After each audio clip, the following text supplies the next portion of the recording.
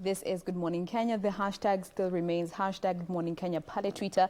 My handle is Jane Wamboy across all social media platforms. And of course, our official station handle ever remains at KBC Television. Welcome to this third discussion for the day. And this one is about entrepreneurship and the role of innovation, and especially for the youth. So if you are a young person out there, please pay attention. This discussion could help you in one way or the other. And I have three fantastic guests with me in studio. I'll start with the gents. To my immediate left, he is Dr. David Kabata, who is an entrepreneurship and innovation expert. Karibu sana. Daktari for the purposes of this interview. And to the extreme left, the other gent, he is Jonathan B., who is a communication leader working with Pangea Accelerator. Karibu sana. Thank you so much. And at the center, the only other lady with me on set, she is Nzambi Matee, who is the founder of Genkai Makers Limited, which is a social enterprise organization. Karibu sana. All right, so as you can see, we have young folk with us in studio, so this is for you, my youth dim.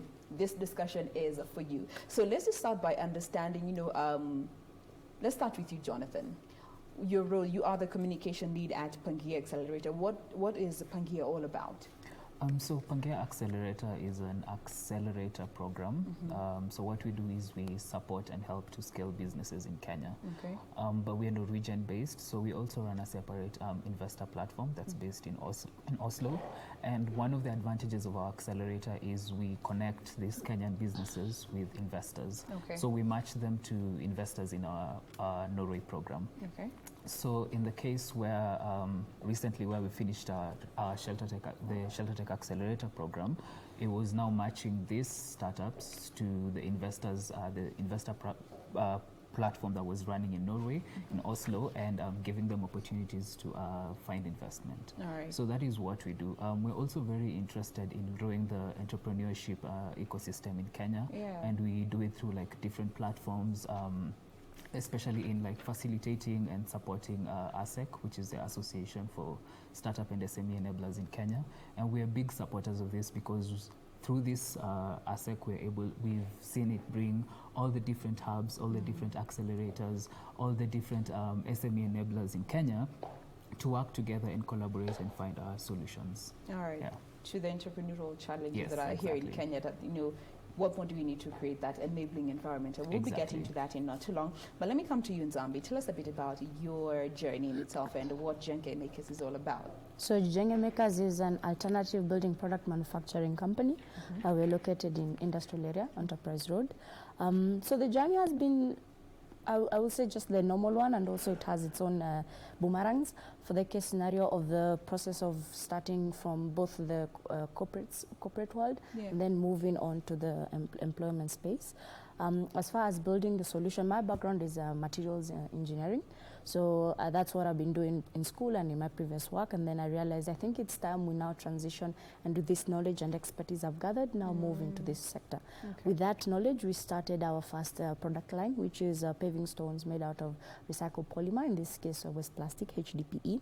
And now we're working to get our second line of product, which is a building block called Aircrete, which is pretty much the normal interlocking blocks integrated with foam, and actually just normal dish soap foam.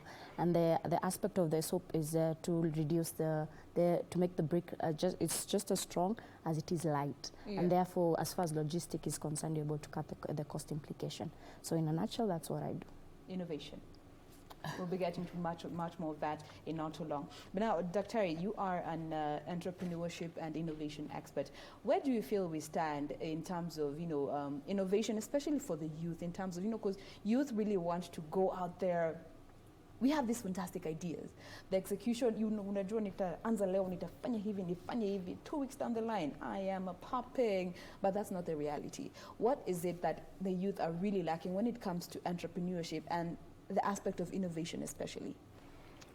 Allow me, Jane, to start by saying that entrepreneurship is about innovation, and innovation is about creativity. In fact, creativity is the food of innovation. Yes. And that is why sometimes I have a problem when people say that not everybody can be an entrepreneur, because I always believe that if anybody can be creative, we have that creative mind in ourselves. And because the Bible tells us that we are created in the image of God, who was a creator, then it means that if some people cannot be able to be entrepreneurs, then they were not created in the image of God. We are our own limitations. Yes. Creativity is the food of innovation, and it is entrepreneurship. Now, one of the challenges that we have in this country is lack of platforms for young people, and also the way we train entrepreneurship. There's a program that I've been doing. I teach in Kirinyaga University. Actually, that is where I'm a lecturer. There's a program that I've been doing of showing young people how to develop products that customers need. Because I think that is one of the big problems that we have. And even me, I have gone through that problem. I developed an app that nobody wanted in the market. I remember that. So that is a problem, that we do not understand that entrepreneurship or innovation is about you create value for the customer, you deliver that value to the customer, you capture that value in form of revenue to the customer. If you understand that model, you can be an innovator, you can be an entrepreneur. Actually, all the businesses you see in this world are hinged under those three words. Create value for the customer, deliver that value to the customer, and then capture that value in form of revenue. I'll give you an example with you. Jane, right now you have called us here to create value for your viewers. Create value for your viewers through whatever we are going to tell them. Your value delivery system is Good Morning Kenya, KBC. You're going to capture value when you go on break through advertisement. You can see how simple it is. It is a value delivery system. That is what we call a business, and that is what is all about entrepreneurship. Unless our people understand that, we will be trying things that can never work. But just looking at the young folk out there, we have such fantastic ideas out there. But the problem comes with execution, and some actually do have ways to execute it, but they don't have that, long-term agenda, long-term planning, and which results to so many startups collapsing in the first 3 years. From where you stand, what do you think are the biggest challenges for, the youth who have they have the idea, they've figured out how to put it out there, but they get into business without being fully equipped in those first 3 years? What do you think is the biggest challenge in those first 3 years of any startup? My take is that the biggest problem with our youth is lack of a platform to take those ideas to. Let me tell you something. I always get very many ideas from students in Kirinyaga University. And all those ideas, the biggest problem that I have, even me, is to take them to the accelerator that he has talked about. Because you see, the accelerator takes that idea to the next level. You can have a very good idea, but if you do not have a platform to tell people about the idea, you go nowhere. I'll give you an example. Zuckerberg developed a product called Facebook in Harvard University. But he had to leave Harvard University and go to Silicon Valley so that he could be able to get the first funding of equivalent to 50 million Kenya shillings from an investor. Platform. And that is where I've been saying, actually I've been saying that we need platforms, not just the private platform that we call the iHubs and these others, even public platforms where young people can just go in, do their things, go home, and be able to take the ideas to the next level. Let me finish by saying this, Jane. If young people want to develop their ideas, one of the things that they have to do is to come up with absurd ideas. Ideas that make it in this world are absurd ideas, not the great ideas that you think about, and simple ideas, not the complicated or mega ideas that we talk about. Second, look for these people through competitions. Don't just wait for them to come to you. Into competitions with the ideas. Okay. That is where you're going to get investors. And ask him, he'll tell you. Tell us. So I was actually just going to jump in on that. I think one other challenge that we see beyond the lack of enough of these platforms is also communication. Communication on whose end? Communication in terms of having people aware of the opportunities that exist. I'll give an example. We ran, for Nairobi Innovation Week, we ran a call for applications, and we had a startup competition. essentially for the same thing. And for this competition, the prize is for the startups that would select, would send 6 of these startups to Oslo for Oslo Innovation Week and give them a chance to actually meet investors. That call for applications that we ran, I think one of the lessons that we gained from it was we realized there's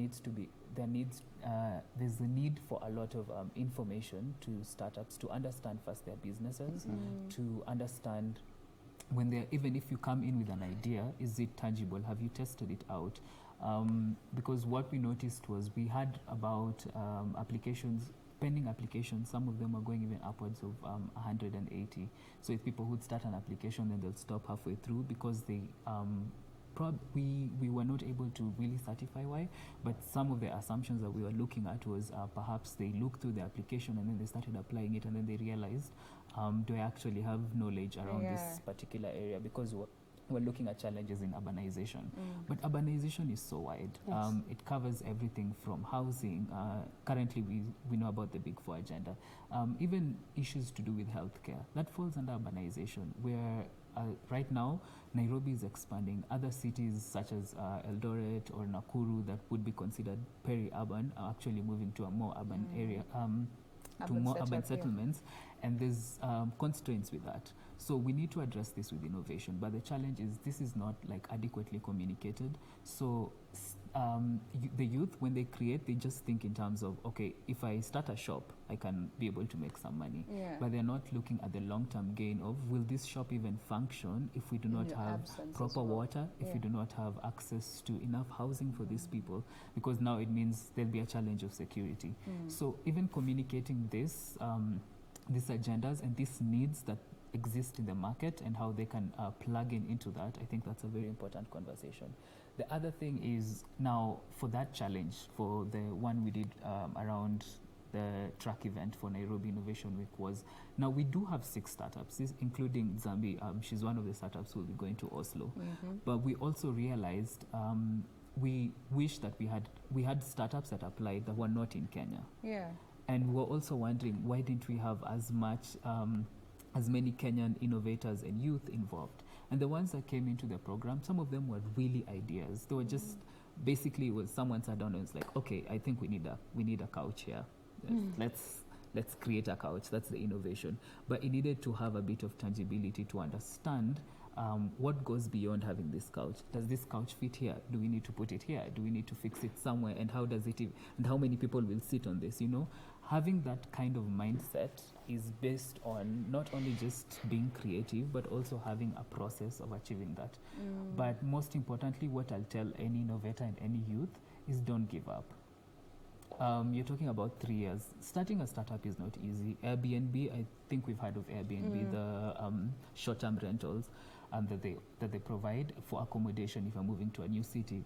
For them, they had to restart their business 7 times. So it's always start, fail, until you figure out what model works. So because it's basically an experiment, you are creating something that no one has created before. No one has been there to try it No before. one has, exactly. So expect to fail, but use it as a way to learn from it and to relearn from it. You know, so maybe if I did A and that didn't work out, so maybe I can try B and see if this works out. If that, go to plan C, D, all the way till you find what works. And equip yourself with the necessary skills, which I think is what our youth really lack. Exactly. You just want to wake up today, jump into business, and make it overnight. Now, let me come to you, Nzambi. You are the one recently started. Tell us a bit about your business. How old is it? How long have you been at it? So in terms of the R&D, that's the research and development. I started in 2017. In terms of production, this will be our first year of official production. So you didn't just wake up and start? No. It's an idea you had. Yes. You had to do research. Yes. Ask the necessary question. Yes. See the relevant people. Yes. That helped you refine and polish this idea that you had. Yeah. Now, when you set up shop and you started, what were the biggest hurdles that you encountered on a very personal level, very real level? So we, as I said, we're a manufacturing-based company. And so with manufacturing comes machinery. And we had, because of circumstances, both financial implications and logistic implications, we had to build the machines ourselves.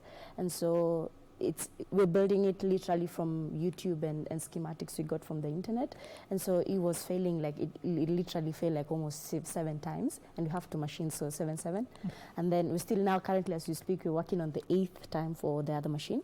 That's one. The other but you thing, eventually got it right. yes. So the issue is the more you do it, the more you learn. You're like, okay, fine. We realized we are using maybe mild steel for machines, so we need to move to stainless. Now we move to stainless and stuff like that. So that was the first thing. The other thing was, and this I must say, it has been in the limelight for years, but the biggest hurdle as far as manufacturing and speaking from experience is electricity costs. Because running those machines, they consume tons and tons of electricity, and so you just see your bill every single month. You're like, wow. And we're supposed to promote innovation with this bill. So yes, that's one. That's the other thing. And then the third thing is skills. As you said, we're really short on skills, and not because people aren't there to get the skills, but people are not hawajitumi kugain the skills. My belief is in this current day and age, we have internet. You literally can go to what I fancy the most, and it's called the University of YouTube, and just learn. And people just don't do that. And so when we're calling people to come and do tasks here and there, someone is actually a graduate from engineering school, but you're like, you don't even know how to hold a spanner. How do you even start? You don't even how to do basics. And not because you don't want to or you've not been taught in school, but you can literally just go to the internet and learn. But still on the same point, let me come to you, Dr. In terms of you and I, you are a graduate, you have gotten all the relevant, theory and information that you needed, but you haven't had enough practice in school. Looking at the system as it is right now, you only get to do internship for 3 months, and that is after you have completed a number of courses. At least you have done at least half of your course. Is that enough? Because most of the time you will get to learn, it's a whole different industry when you get out there. Yes. What you are taught in class is nice and polished, but when you get out there, it's a whole different world. Actually, Jane, even what you are taught in class, I'll tell you there's a problem. And I'm telling you from the point of entrepreneurship. And the lecturer point of view. I'll give you an example. Yeah. Even today, you're still telling startups like Nzambi that when she has an idea, she should write a business plan. A business plan is an implementation document. It is not a startup document. Yes. You see, we start from the wrong footing. Look at a business plan. You are told to do 5 years Projection. plan. How do you do a projection of 5 years for a business that you have not started? We need to teach people the right thing. And that is why I have written a small book called The Startup Toolkit, which brings together what I have talked about. Create, deliver, capture value. How can Nzeli create value for the customer? Because customers do not buy products. Yes. Customers buy value. And the value can be time saving, energy saving, money saving. Cost effective, yeah. Yeah, etc. I'll give you an example of M-Pesa. The reason as to why M-Pesa is making billions is because they created value for us by making it possible for us to transfer money as quickly as possible. Convenience is what is down in the making time billion. involved, yeah. Yes, they deliver that value through the application. They capture value through the fees. When they realized that M-Pesa had a problem. If you wanted to pay for your bill in a hotel, you needed first of all to go and withdraw money. So they came up with a solution called Lipa na M-Pesa. They created value by coming up with a product that would kill the pain of first of all doing what? Withdrawing money, because that is pain for the customer. Yes. Then they delivered through the application. They captured through the fees. You can see how the products are developed and how businesses are developed. So when you tell Nzambi to write a business plan, you are wasting her time. And actually, I keep telling people, if you're here and you're writing a business plan and you have a startup, you are starting up, you're wasting time.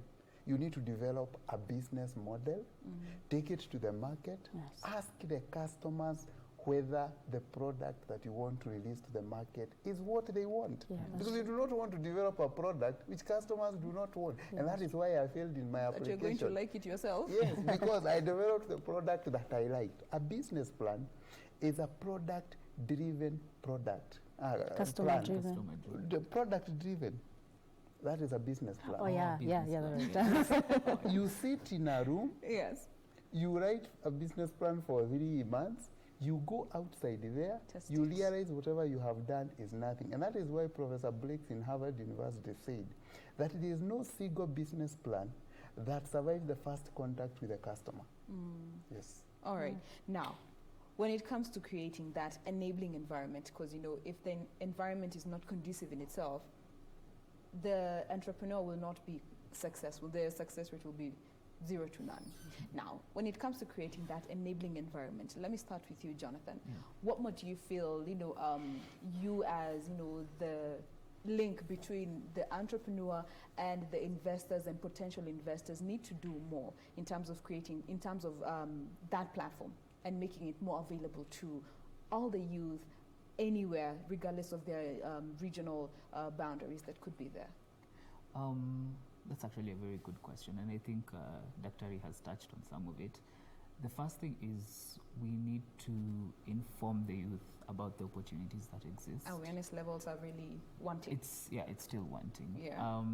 Because from our experiences, there are always, even with other accelerators or even with other programs, there's always someone doing something, but the challenge has been you don't see that being translated into having more youth coming for these programs. So you'll find like someone was having a program somewhere and they'll be like, oh yeah, we couldn't get enough entrepreneurs to come for this. And you see that becomes a wasted opportunity. Yeah. Some of it might even be as simple as a delegation of investors coming in and they were looking for opportunities to invest, you know, but the ones who come for those meetings are very few people. Second, I think it's also to just look inward in terms of how we are informing our youth about the opportunities that exist. And this starts from the perspective of innovation. We need to help them to think about social impact.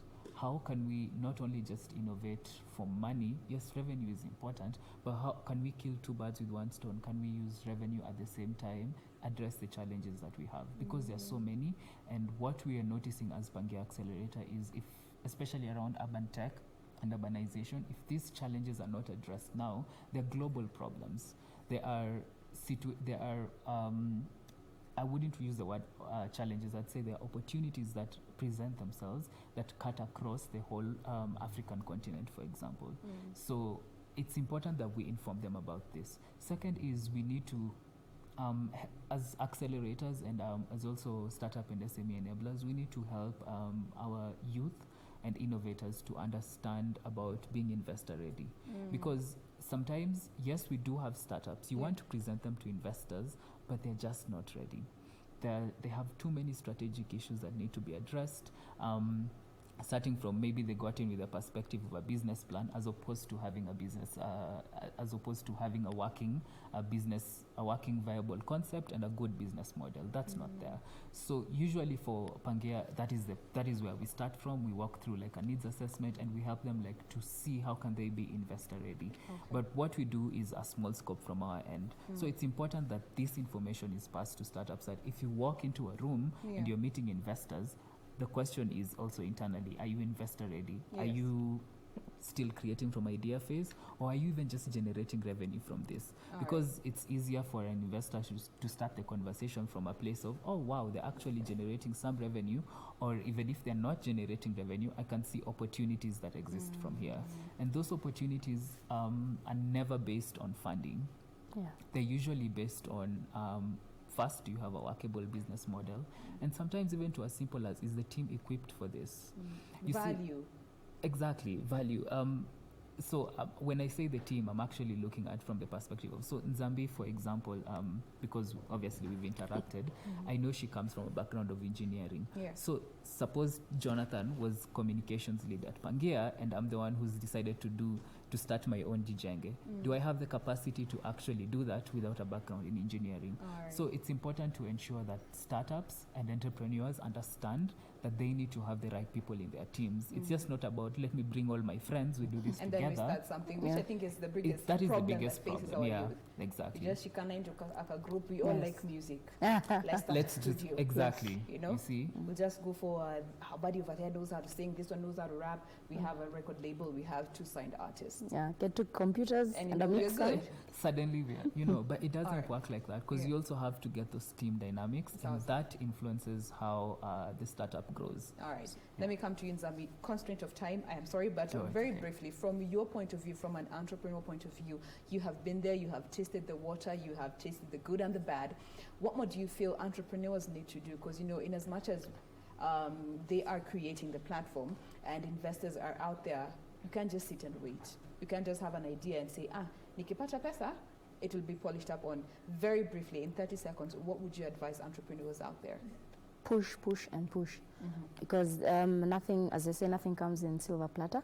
But you can have these opportunities and you can have these accelerators. But if you don't do the basic thing of understanding what it is you're building, as he said, talk to your customers. Your customers are they are the key to your problems.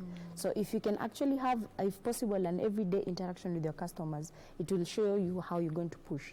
And so while you're pushing, then these other opportunities come to you. All right. Daktari, in terms of equipping our entrepreneurs and letting them know that you have to go there, and accelerators creating more channels in letting them know we are here to link you to investors, what more do you feel we need to do, even from a leadership point of view, even from the government point of view? Very briefly, what do you think needs to be done to just create that environment that will allow thriving in levels that we haven't seen before? I've started by saying that very briefly. I've started by saying that we need public incubation centers. Yes. We also need to bring together these accelerators so that people can be able to know that there is these places that young people can be able to know that there are these places that can take my idea. We also need to make our people understand that entrepreneurship is about creativity and ideas, and there is no bad idea. Actually, most of the ideas that have made it in this world are absurd ideas. And that needs to start in campus, in our institutions of higher learning, letting them know that. Creativity diminishes with age. So those young people are the ones who have the ideas. So, of course, we cannot talk about all that we wanted to in this one sitting, but thank you so much for being with us. I had been speaking with Dr. David Kabata, who is an entrepreneurship and innovation expert, also a lecturer at Kirinyaga University. Thank you so much. Far end, the other gent, we have Jonathan B, who is the lead communication lead at Pangea Accelerator. And the other lady with me on set, she is Nzambi Matee, who is the founder of Genkai Makers Limited, which is a social enterprise organization. Thank you so much for being with us this morning. We'll make more time for you guys to join us and keep driving this conversation further. Well, with that, we have come to the end of today's program. Thank you so much for being part of Good Morning Kenya. Be sure to join us again tomorrow from 6 a.m. all through to 9:40 a.m. for nothing but the best of breakfast shows. My name is Genkai. Do enjoy the rest of the viewing. Have a lovely day and God bless.